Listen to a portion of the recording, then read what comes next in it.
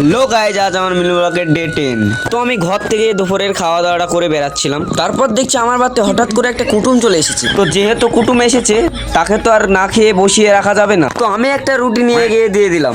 রুটিটা দেওয়ার সাথে সাথে ও খেতে লেগেছে। তাহলে তো ও মনে হয় আমার জন্য খুব দোয়া করবে। কি মা, ও তো একা আসেনি, ওর সাথে আরো 4 জন এসছে। তারপর ঘর থেকে আমার দাদু এসে আর একটা রুটি আর একজনের হাতে ধরিয়ে দিল।